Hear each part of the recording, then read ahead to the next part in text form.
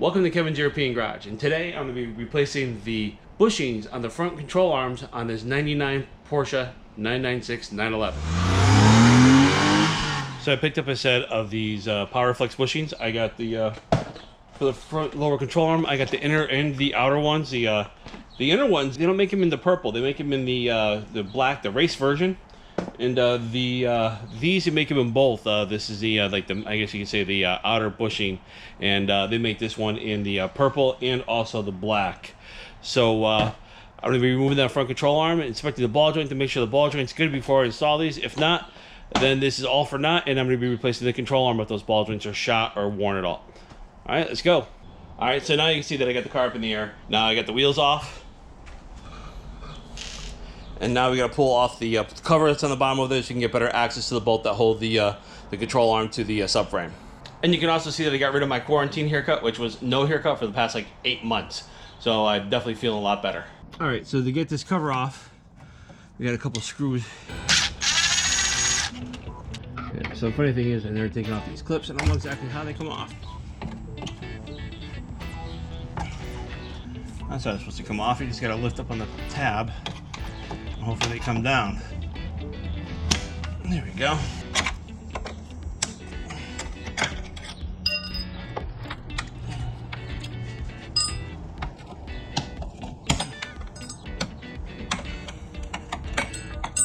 Cover is loose.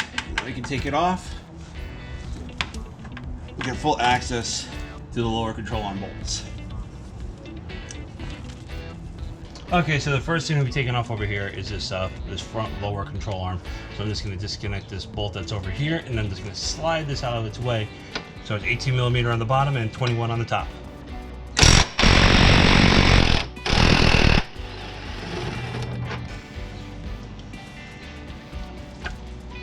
All right, so get this out of the way. This is brand new and it's really stiff. All right, so this is going to be a 16 and an 18. Unfortunately, you can't get your impact gun up there or anything like that, so we have to use wrenches on it. But here's a little trick, just in case you haven't seen that. Give yourself a little extra leverage.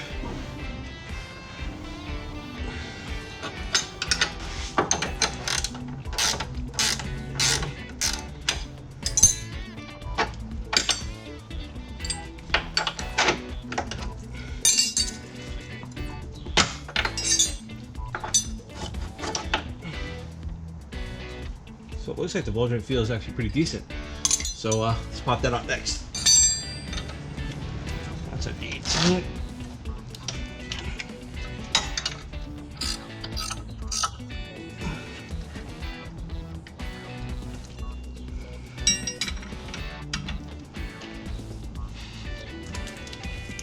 Hopefully this thing just pops right out.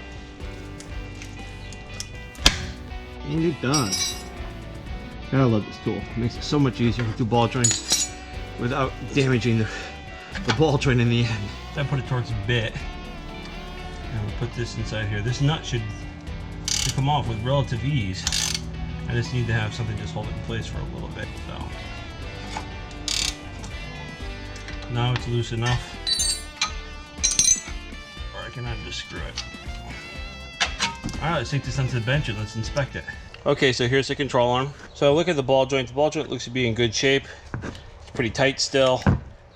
You know, obviously not as tight as brand new, but it's pretty good. I'm not worried about it.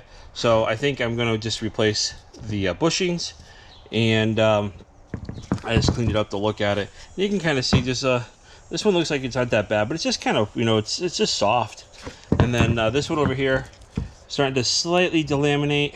So I mean, you probably would be fine with these bushings, but we'll put in the urethane ones and see how that goes. Okay, so now we got the thing set up in a vise. So what I think I'm gonna end up doing is I'm gonna cut around over here to take out that center bushing, and then just use a hacksaw again. I mean, this part of the bushing, it's just aluminum that's pressed in there, so it should cut relatively pretty easily. So I'm gonna start that.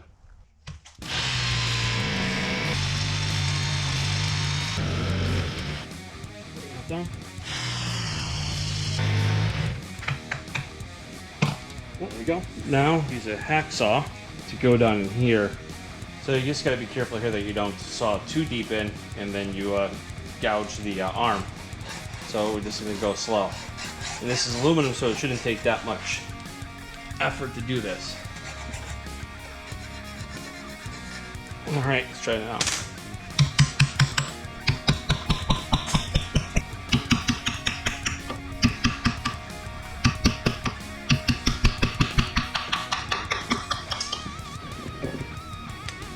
And finally, there's a bushing.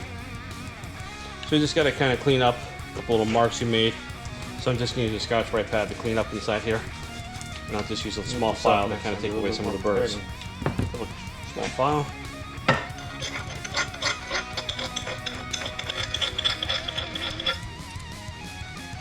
Alright. So after trying a couple different methods, it didn't really work. So I tried the flame method. I was torching the crap out of it as well as best I can with a little butane fat boy over here. But that didn't really work. So I ended up trying a drill bit like this and starting to drill all the way around this thing on both sides. And believe it or not, that actually freed this thing up when I put it in the vise. I was able to move it back and forth to break that free. So let's start.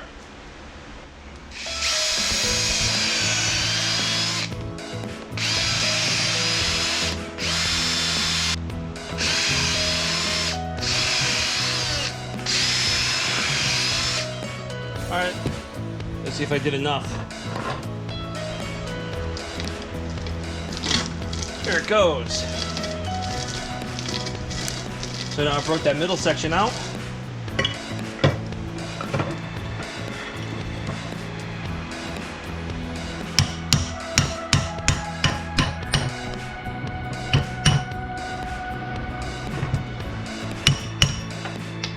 There we go, both sides. See, drilling it, you don't actually go into the outer part of the race or anything like that. You just end up drilling into the side over here. What's nice about these bushings that the inner pieces are aluminum, so they're pretty soft. So you just drill right through, breaks it apart, nice and easy. I think it's easier than trying to use a torch. You know, especially not everyone's got one, so this is probably a quicker and easier way to do it for someone that just has a vise.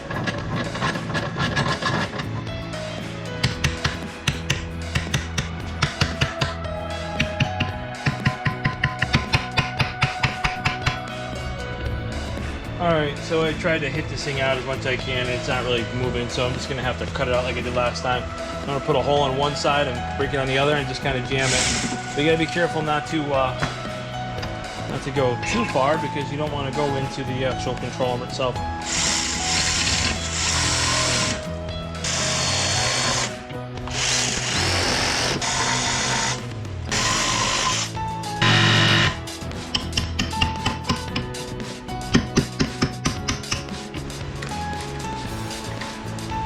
First half of this bearing is out.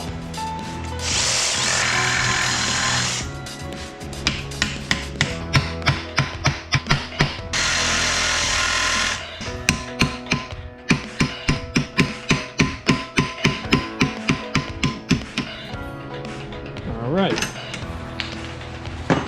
There we go. So now we got the bushing out. So the next thing to do is clean out all that corrosion that's in there, shine it up, and we start working on installing the Powerflex bushing on this one. All right, it's now been cleaned, sanded it down, got rid of any little burrs and stuff like that. So it's in pretty good shape now. So now let's install the new bushings. Don't forget, you want to lube them up pretty good so that they slide in there, and also so they don't squeak in the future. This grease that they give you for this stuff, it's pretty thick. It doesn't really come off very easily. You can just press this in.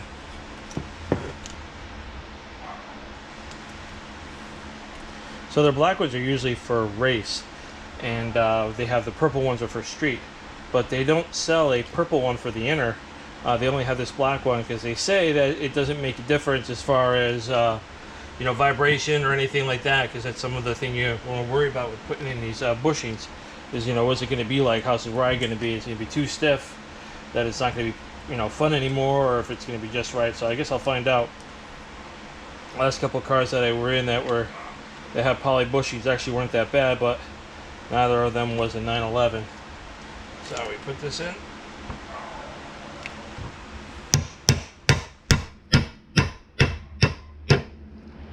Alright, so this one's installed.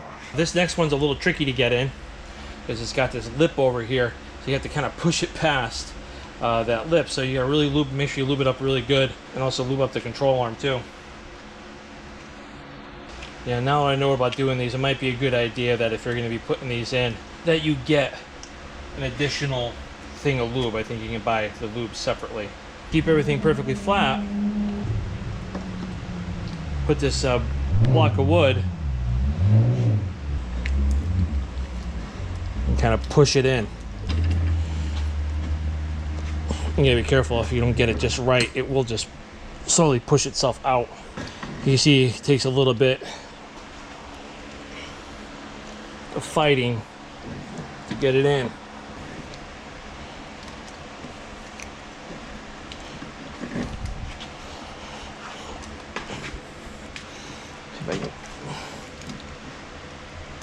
There we go. There it is.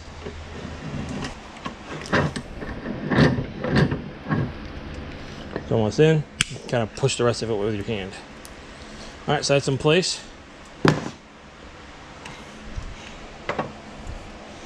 Just need to tap in the insert.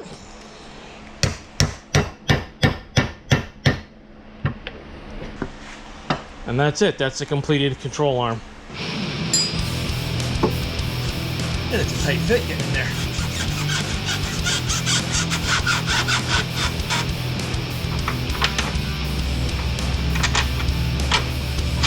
All right.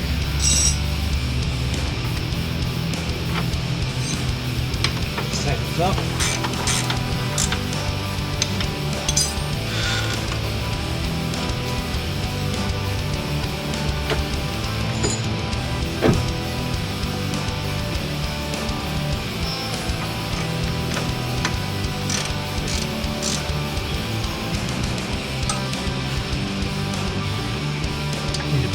Set of Allen's to fit this. Then I'm going to use a little bit, a 1/4 inch wrench to hold it in place.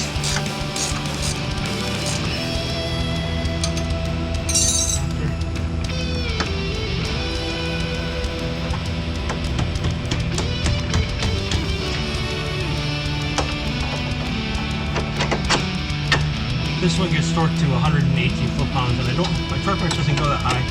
So I'm just going to have to impact it on.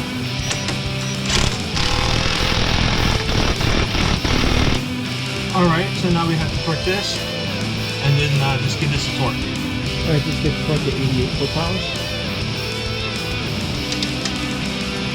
Okay, and your ball joint over here, that gets torqued down to 55 foot-pounds. 55 foot-pounds. And that's it. The little control arm is now in. Now I can put the tire back on. And the panel over here is just the reverse of before. You just put the clips back in, put the seat back up, put the screws on back in, and the whole bottom of the car is done. Thanks for watching Kevin's European Garage. I'm getting close to finishing up my front end on this car for my suspension refresh.